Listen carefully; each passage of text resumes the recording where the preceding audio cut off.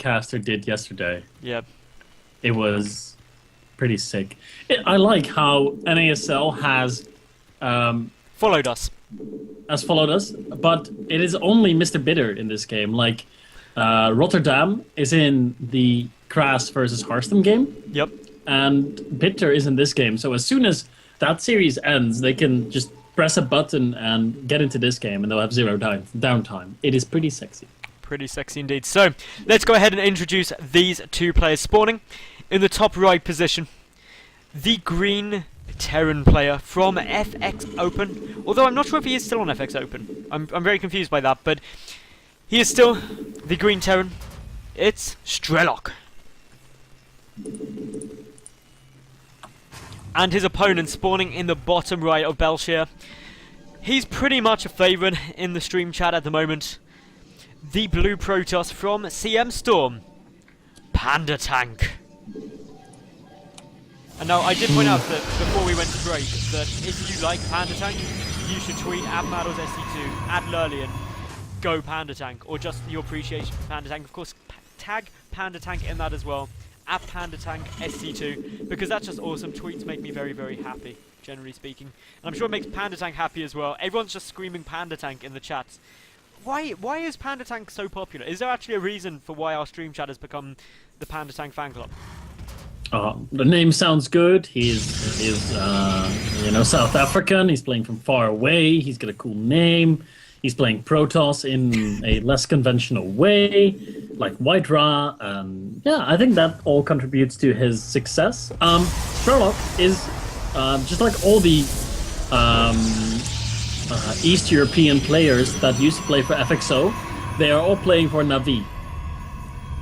Ah, okay. So, I think pretty much everyone switched over to Na'Vi that was on FX Open, the Eastern Europe division. Okay, so that's pretty cool. I thought that was what it was, so at least I know now. The clan tags obviously haven't changed quite yet. In terms of opening from these two, being a PvT, things are going fairly normal. A quick factory out of Strelok, but it's not something that's too crazy to be honest. Also, we just got PandaTank as our observer, shows us there taking down the Nexus at the natural, so that's all cool. All cool. Yeah, Nexus going down. It's one of the first. Is it? Yeah, it's a PvT series. One of the first series of PvT we're going to be casting. We've done quite a bit of PvZ, and now we're getting a taste of the Protoss versus Terran matchup. We have done a series before. I'm looking forward to this, Madals. I'm looking forward to it a lot. To see what PandaTank's playstyle and what Strelok's playstyle is in this matchup. It's promising to be a good series, hopefully. A long and drawn-out macro game with super late game plays is what I'm hoping for. Super late game plays are always fun. It all comes down to army positioning and army composition as well. Strelok arguably has more difficult task in his army composition. He has to get the right balance of Vikings and Ghosts in the late game to counteract the Colossi and High Templar from PandaTank's army. But that is if we get that far. Admittedly, Belshire is a relatively large map, Lyrlian, but there's a lot of aggression coming out here. We've got the Starport, we've got the Hellions already on their way.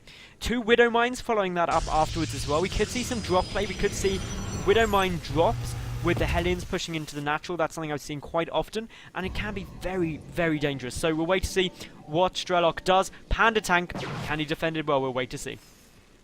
If he defends it perfectly, he's going to be in an amazing position. Ooh, that SCV getting very lucky there. Might be able to get out with 1 HP. No, it is going to go down. But it has drawn out the Stalker and in come the Hellions, but it has been spotted by PandaTank. What can he do? He has no sentry in position. Gonna lose 5 probes right off the bat, and we'll be losing more. This is horrible.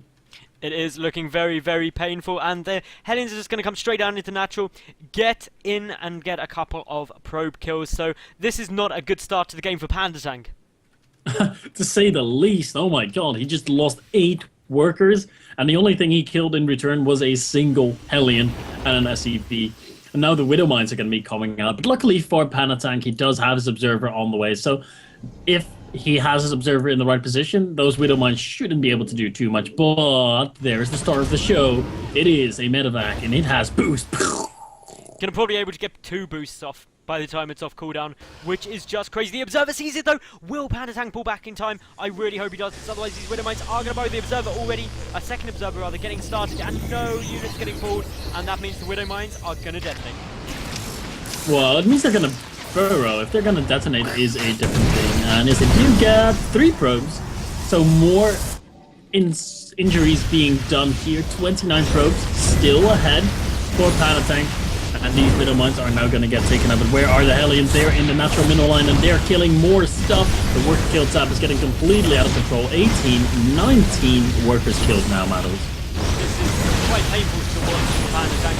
He is down to 21 probes, 25 of Strelok. Strelok also has a third command center hidden at the right of the map. And that is where all of the scary stuff starts happening. A big Widow Mine hit there, gets a lot of kills on probes, and that in itself is pretty painful. And yeah, this hidden base is going to really help. Yeah, when you get into a position like this as a Protoss play, it's the worst feeling ever. You know you're down in workers, you know your tech is not coming out as quickly as you would normally be doing it. Your observers that you were forced to make are now going to be pretty much useless. You've got 3 observers, they don't attack anything, they don't give you that many advantages, they don't do much for you in the sense as the natural base is once again under attack. Are we going to see more probes go down? Oh my god, another 2, 3 probes go down. This is, yeah, in terms of the resources lost, PandaTank currently lost 1,600 to 850 of Strelok, so that isn't too comfortable. Also, there's that hidden third base for Strelok as well, meaning he's got 3 SCVs coming at a time, 3 mules. He's already ahead in SCVs by 5. That's only going to increase now, unfortunately. And obviously, Strelok, he's in a good situation at the moment, getting his armory down, going pretty much full mech, and is still dropping these Widow Mines everywhere. Yeah, so the PandaTank is not looking good right now. Here come more Hellions. They're suiciding in here. Gonna lose 1 Hellion. I think he's just trying to do scouting information, trying to get some scouting information here. We'll get a probe. Could have gone into the main base, but there's nothing to see. GG comes out of PandaTank. He doesn't even want to try anymore. He is miles behind in tech, in workers, in